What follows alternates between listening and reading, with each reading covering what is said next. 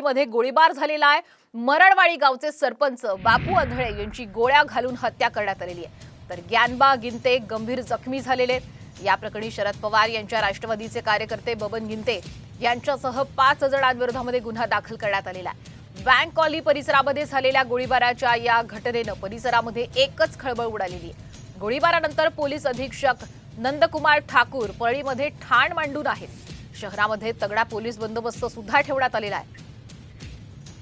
तर आपण पाहतोय बीड सध्या या गोळीबाराच्या घटनेनंतर हदरलेला आहे।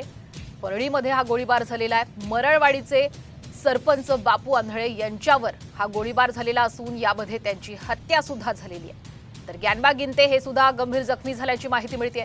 या प्रकरणी सध्या शरद पवार यांच्या राष्ट्रवादीचे कार्यकर्ते बबन गिंते यांच्यासह 5 जणांविरोधात गुन्हा सुद्धा दाखल करण्यात आल्याची माहिती मिळते। आपण पाहतोय सध्या बीडमधली ही अत्यंत मोठी आणि धक्कादायक घटना आहे। बँक कॉलनी परिसरात ही गोळीबाराची घटना सध्या झालेली आहे, त्यामुळे एकच खळबळ बीडमध्ये सर्वत्र पाहायला मिळते।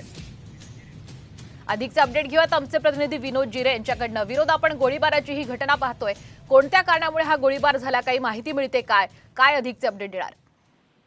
नक्कीच जर परळीतील गोळीबार जी घडलेली घटना आहे ती आर्थिक देवाणघेवाणीमधून घडलेली घटना असल्याचं समोर आलेलं आहे। जे पोलीस ठाण्यामध्ये गुन्हा दाखल झालेला आहे त्यामध्ये या गुन्ह्यामध्ये राष्ट्रवादी शरद पवार गटाचे प्रदेश उपाध्यक्ष बबन गित्ते यांच्यासह अन्य 4 जणांवरती हा गुन्हा दाखल झालेला आहे।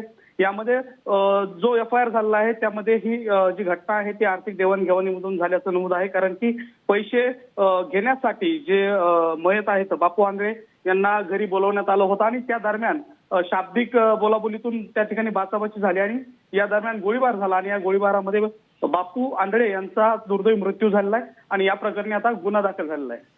अगदी धन्यवाद विनोद, आपण दिलेल्या संपूर्ण अपडेट बद्दल। तर सरपंच बापू आंधळे यांची आर्थिक व्यवहारातून खरं हत्या झाल्याची माहिती समोर येते, पण या घटनेनं सध्या बीडमध्ये एकच खळबळ माजली आहे।